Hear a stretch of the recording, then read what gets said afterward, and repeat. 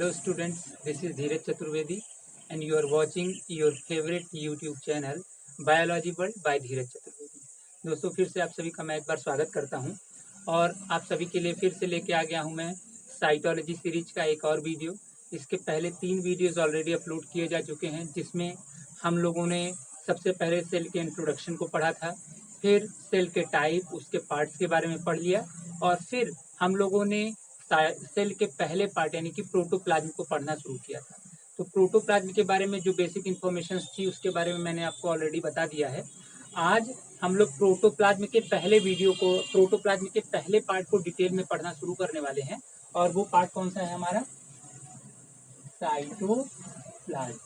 यानी कि आज हम structure and composition of cytoplasm यानी कि साइटोप्लाज्म के स्ट्रक्चर और कंपोजिशन को देखेंगे। इसके पहले अगर आप इस चैनल पर पहली बार आए हैं, ये पहला वीडियो देख रहे हैं, तो चैनल को सब्सक्राइब कर दीजिए और बेल आइकन भी प्रेस कर दीजिए ताकि आने वाली वीडियोस की नोटिफिकेशन आपको मिलती रहे। वीडियो को जरूर लाइक करिए और कमेंट भी करिए। इसके अलावा अगर आप मेरे रेगुलर यूजर हैं, रेगुलर व्यूअर हैं और आपने ऑलरेडी चैनल को सब्सक्राइब किया हुआ है तो वीडियो को दोस्तों के साथ शेयर करिए, लाइक करिए और अपना कमेंट जरूर कीजिए। तो चलिए आज के पार्ट्स के बारे में हम लोग शुरू करते हैं। प्रोटोप्लाज्म, जैसे कि हम लोगों ने देखा था कि प्रोटोप्लाज्म जो है उसके बेसिकली 2 पार्ट्स होते थे। पहला पार्ट जो था प्रोटोप्लाज्म का उसको बोलते थे साइटोप्लाज्म यानी कि कोशिका द्रव्य, और दूसरा जो पार्ट था वो था न्यूक्लियस। तो अब न्यूक्लियस को पढ़ने से पहले हम लोग आज शुरू कर देंगे किसके बारे में पढ़ना? साइटोप्लाज्म के बारे में, या इसे हिंदी में हम लोग क्या बोलते हैं? कोशिका द्रव्य। यानी कि आज हम साइटोप्लाज्म यानी कि कोशिका द्रव्य के बारे में पढ़ना शुरू करने वाले हैं। तो सबसे पहली चीज जो हमको जानना जरूरी है कि what is basically this cytoplasm. Cytoplasm है क्या? तो साइटोप्लाज्म अगर कोई जानना चाहेगा, आपसे पूछेगा कि साइटोप्लाज्म क्या है, तो आप क्या लिखेंगे? This is the cellular matrix. This is the cellular matrix और क्या? Part of protoplasm. ये एक सेलुलर मैट्रिक्स या पार्ट ऑफ प्रोटोप्लाज्म का पार्ट है, which surround the nucleus from all the sides, जो न्यूक्लियस को चारों ओर से घेरे रहता है, and itself surrounded by dead and hard cell wall. यानी कि प्रोटोप्लाज्म का वह भाग जो कि क्या करता हो कि चारों ओर से न्यूक्लियस को सराउंड किए हुए हो, घेरे हुए हो, और खुद dead cell wall, non living या हार्ड सेल वॉल के चारों ओर से घिरा हुआ हो, इसी सेलुलर मैट्रिक्स को, इसी सेल के पार्ट को, प्रोटोप्लाज्म के इसी पार्ट को हम लोग क्या बोलते हैं? साइटोप्लाज्म यानी कि कोशिका द्रव्य। तो मतलब साइटोप्लाज्म क्या हो गया? जैसे कि हम लोग डायग्राम्स में जानते हैं कि सबसे आउटर मोस्ट बाउंड्री जो थी वो सेल वॉल की थी, सेल वॉल के नीचे प्लाज्मा मेम्ब्रेन था, उसके बाद पूरा का पूरा सेलुलर मैट्रिक्स था, तो वो सारा का सारा सेलुलर मैट्रिक्स ही प्रोटोप्लाज्म था। तो उसी प्रोटोप्लाज्म का वो हिस्सा कौन सा जो कि सेंट्रली प्लेस्ड न्यूक्लियस को चारों ओर से घेरे हुए है और खुद सेल वॉल से जो घिरा हुआ है, वो जो हिस्सा हमारा है उसी को हम लोग बोलते हैं क्या? साइटोप्लाज्म यानी कि कोशिका द्रव्य। तो हम क्या समझ गए कि द सेलुलर मैट्रिक्स और the part of protoplasm which surround the nucleus from all the sides, जो न्यूक्लियस को चारों ओर से घेरता हो, चारों ओर से न्यूक्लियस को घेरने वाला सारा कंटेंट, और वही कंटेंट जो कि क्या कर रहा हो? डेड और हार्ड सेल वॉल से खुद भी घिरा हुआ हो। तो इसी पार्ट को, इसी सेक्शन को हम लोग क्या बोलते हैं? साइटोप्लाज्म, या उसे क्या बोला जाता है? कोशिका द्रव्य। तो ये बात हो गई कि वैसे कोशिका द्रव्य है क्या। अब चलिए देखते हैं, क्या देखेंगे हम लोग? Part of cytoplasm. अब ये जो बड़ा सा हिस्सा हो गया एक साइटोप्लाज्म का, जो कि चारों तरफ से खूब सारा कंटेंट है, सेल को चारों ओर से घेर रहा है, डेड सेल वॉल से घिरा हुआ है, तो अब बेसिकली इसके कितने पार्ट्स होते हैं? How many parts have the cytoplasm? Cytoplasm के कितने हिस्से होते हैं? तो देखिए, अगर हम लोग साइटोप्लाज्म के पार्ट्स को देखें तो बेसिकली जैसे आपको ऑलरेडी मैं बता भी चुका हूँ, फिर से हम जाने कि साइटोप्लाज्म है बेसिकली 3 मेन पार्ट्स। साइटोप्लाज्म के कितने हिस्से होते हैं? 3 हिस्से होते हैं। कौन कौन से? पहला, the first part of cytoplasm is plasma membrane. The first part of cytoplasm is plasma membrane. तो पहला हिस्सा कौन सा हो गया? प्लाज्मा मेम्ब्रेन, या इसे क्या बोलते हैं? Plasma lemma. सेल वॉल के ठीक नीचे की जो मेम्ब्रेनस स्ट्रक्चर होती है, जो पूरे सेल को चारों ओर से सराउंड की हुई है, सेलुलर कंटेंट को सराउंड की हुई है, that is the plasma membrane हो गया। दूसरा पार्ट क्या होता है इसका? दूसरा, the second part of cytoplasm is tonoplast. Tonoplast यानी कि the membrane which surround the vacuoles from all the sides. तो पहली मेम्ब्रेन हो गई साइटोप्लाज्म का पार्ट, जो कि पूरे के सेल वॉल के ठीक नीचे है और पूरे साइटोप्लाज्मिक कंटेंट को सराउंड की हुई है। तो पहला हिस्सा हो गया वो प्लाज्मा मेम्ब्रेन। और दूसरा हिस्सा क्या हो गया? जितनी भी वैक्यूल्स हैं, जितनी भी रिक्तिकाएं हैं, उन वैक्यूल्स को चारों ओर से घेरने वाला जो मेम्ब्रेन हो गई, जो मेम्ब्रेन हो गई, वो क्या हो गई? टोनोप्लास्ट। अब इसके बाद तीसरे हिस्से की तरफ बढ़ेंगे। तो तीसरा हिस्सा क्या हो गया? द पोर्शन कहाँ? बिटवीन इसके प्लाज्मा मेम्ब्रेन एंड टोनोप्लास्ट। तो साइटोप्लाज्म के कितने हिस्से हो गए? 3 हिस्सा हो गया।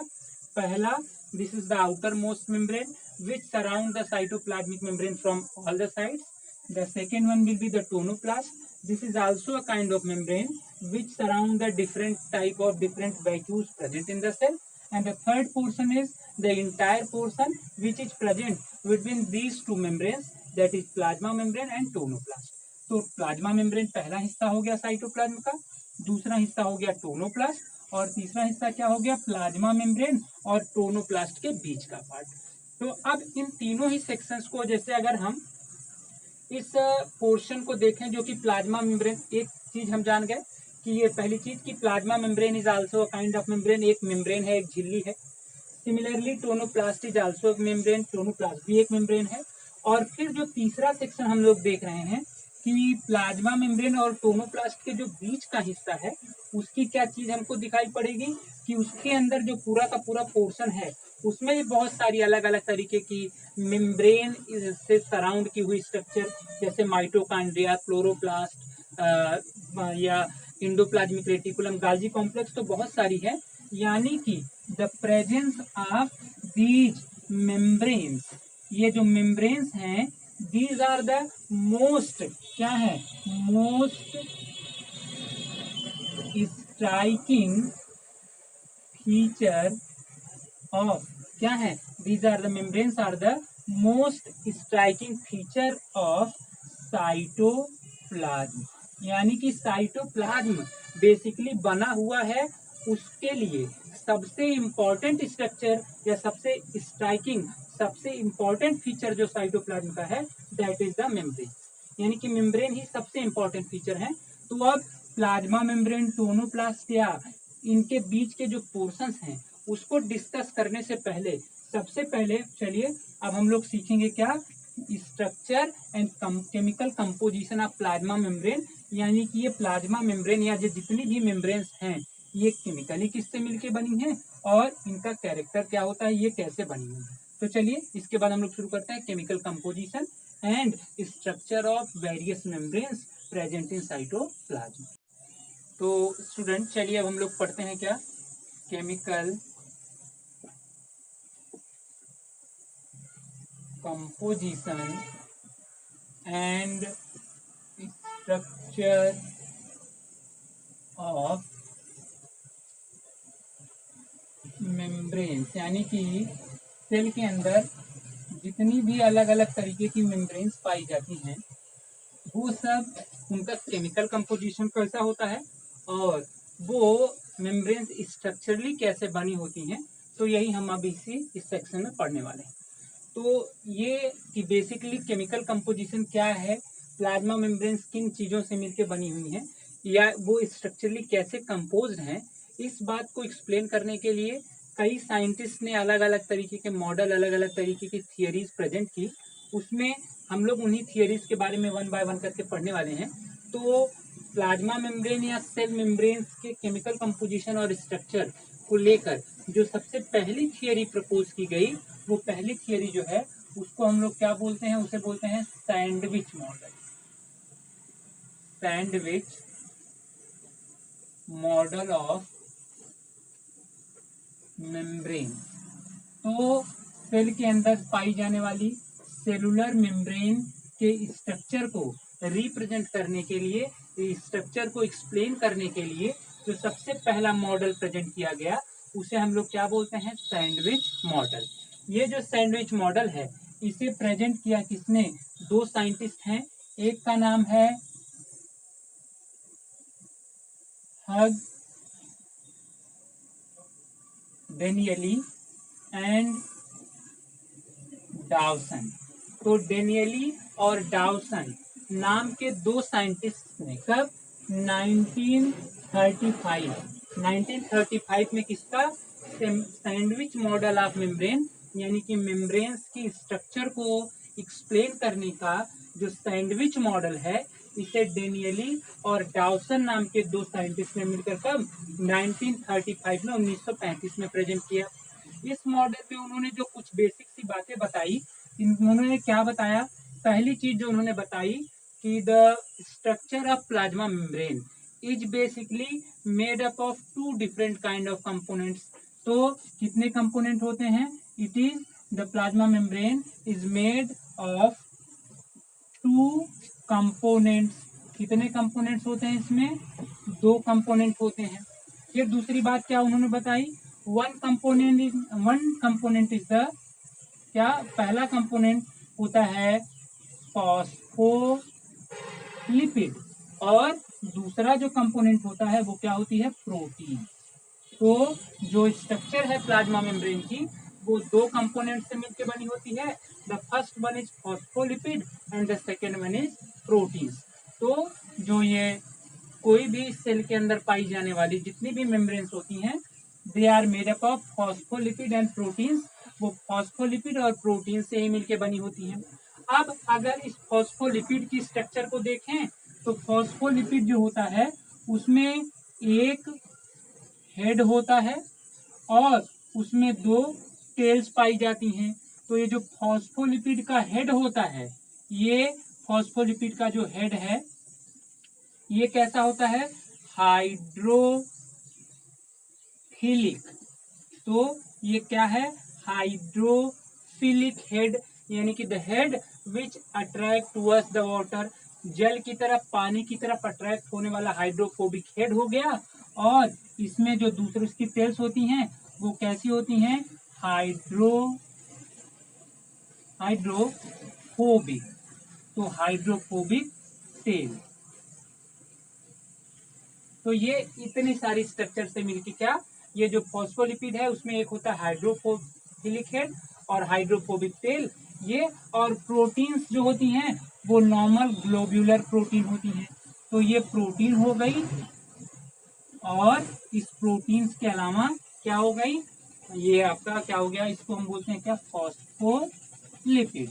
तो ये फॉस्फोलिपिड और प्रोटीन से ही मिलकर क्या बनी होती है, हमारा हम क्या बनी होती है, प्लाज्मा मेम्ब्रेन या सभी मेम्ब्रेन। किसने बताया, डेनियली और डाउसन ने, और ये उनका सैंडविच मॉडल है। अब ये चीजें जब हम जान गए कि ये दो कंपोनेंट से मिलकर बनी है, फॉस्फोलिपिड प्रोटीन से मिलकर बनी है, तो अब इनका कंपोजिशन कैसा होता है, सॉरी इनकी स्ट्रक्चर कैसी होती है, how these structures, how these chemicals are arranged in case or instance of formation of membranes. Membranes के फॉर्मेशन के लिए ये दोनों चीजें अरेंज कैसे होती हैं, तो यही बात क्या है, सैंडविच मॉडल। उन्होंने, डेनियली और डाउसन ने बताया कि प्लाज्मा मेम्ब्रेन्स या मेम्ब्रेन के केस में क्या होती है, ये जो फॉस्फोलिपिड है उसकी बाई लेयर, यानी कि बाई लेयर फॉस्फोलिपिड्स की दो लेयर्स होती हैं, और इन दोनों लेयर्स में जो इनका हाइड्रोफिलिक हेड होता है, it is present towards the periphery, यानी कि इनका हेड जो होता है वो बाहर किनारे की तरफ हो गया, ये एक लेयर हो गई, और दूसरी लेयर भी तो ये बाइलेयर फॉस्फोलिपिड हो गई, जिसमें कि आप देख रहे हैं कि ये बाहर की ओर, ये इसका क्या हो गया, ये हो गई क्या आपकी फॉस्फोलिपिड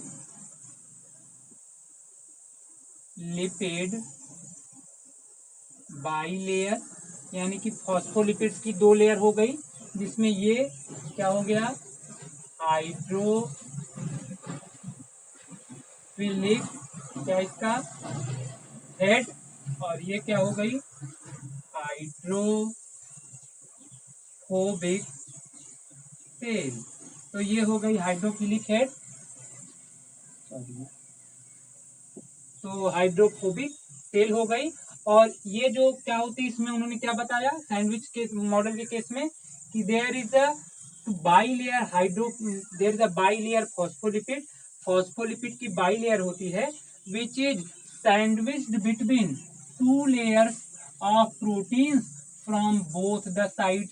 यानी कि ये क्या हो गई फॉस्फोलिपिड की बाइलेयर, और ये दोनों प्रोटीन्स की लेयर के द्वारा दोनों ओर से घिरी रहती हैं। ये क्या हो गई, ये प्रोटीन, और ये भी क्या हो गई प्रोटीन।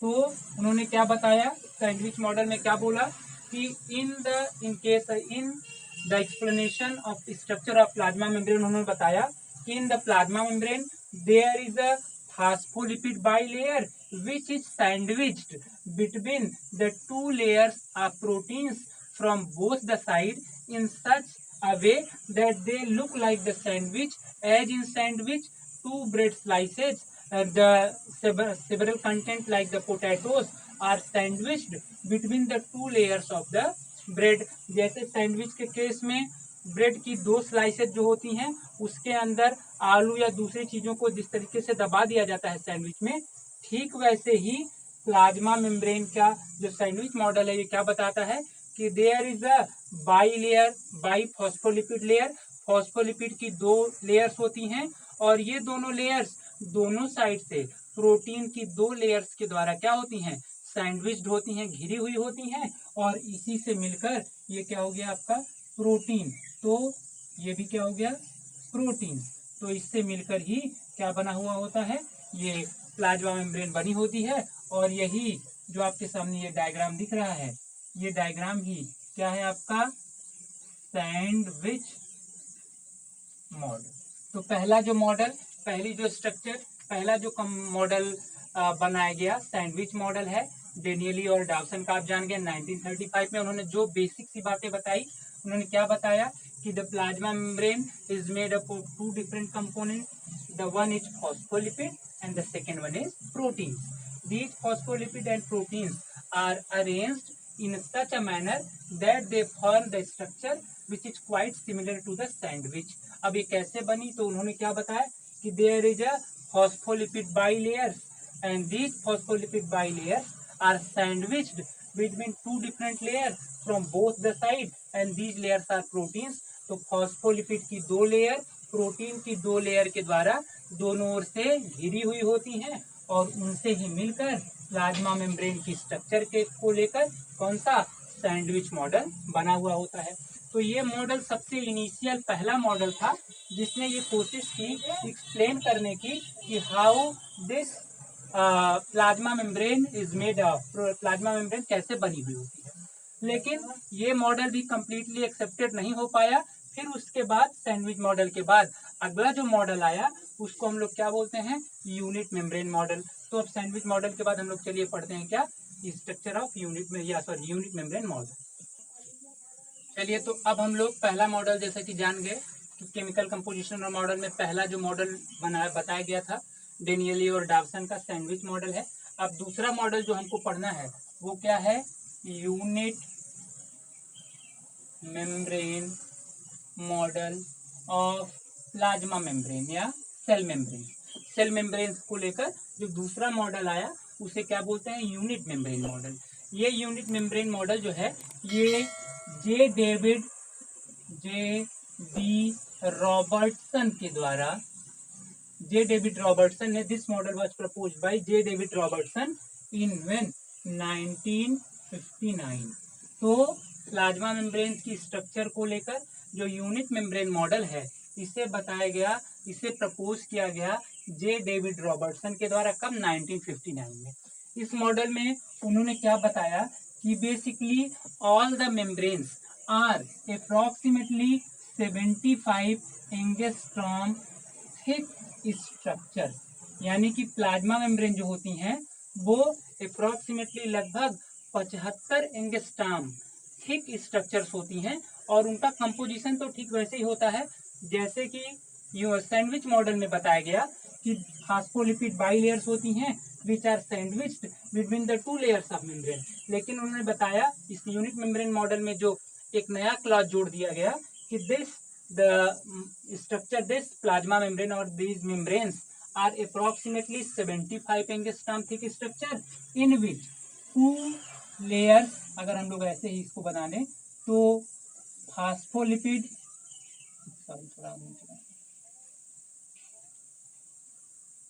फॉस्फोलिपिड बाइलेयर हो गई ये, और ये फॉस्फोलिपिड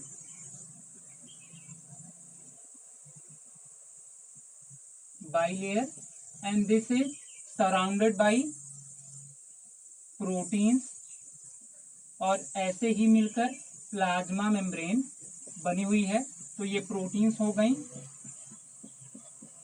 और ये इन प्रोटीन्स ने फॉस्फोलिपिड बाइलेयर ऑफ फॉस्फोलिपिड को क्या किया हुआ है, उन्होंने दोनों तरफ से सराउंड किया हुआ है। तो ये जो फॉस्फोलिपिड बाइलेयर होती है इट इज ऑफ 35 एंगस्ट्रॉम।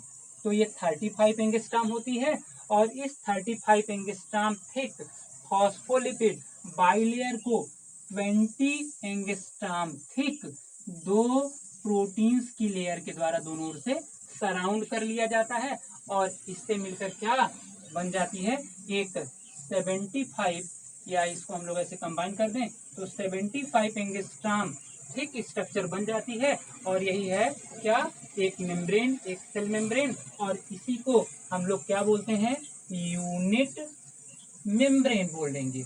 और इसी मॉडल को हम लोग क्या बोलते हैं, यूनिट मेम्ब्रेन मॉडल। तो प्लाज्मा मेम्ब्रेन की स्ट्रक्चर को लेकर unit membrane model J David Robertson ने कब दिया, 1959 में। उन्होंने क्या बोला कि each and every plasma membrane is approximately 75 angstrom thick structure in which two layers of phospholipid, two 35 angstrom thick phospholipid layer is surrounded by 20 angstrom thick two protein layers from both the sides, and thus the plasma membrane becomes 75 angstrom thick structure, and this is the model which is called unit membrane model। तो ये unit membrane model हो गया, यानी कि इसके membrane के chemical composition और structure को एक्सप्लेन करने के लिए एक मॉडल हम लोगों ने ऑलरेडी पढ़ लिया था, कौन सा, सैंडविच मॉडल, और अब दूसरा हम लोग कौन सा हम लोगों ने पढ़ लिया, यूनिट मेम्ब्रेन मॉडल। तो ये दोनों मॉडल्स इनिशियली रिप्रेजेंट किए गए, प्रपोज किए गए, लेकिन ये अप्रोक्सीमेटली पूरी तरह से अप्लीकेबल नहीं थे। फिर इसके बाद तीसरा एक और मॉडल आया जो करंटली अप्लीकेबल है, एक्सेप्टेबल है, और उसको बोलते हैं फ्लूइड मोज़ेक मॉडल। तो अब हम लोग इसके आगे की वीडियो में हम लोग क्या पढ़ेंगे, fluid mosaic model of plasma membrane. That's all for today. अगली क्लास में फिर से आपसे जुड़ते हूँ। Thank you.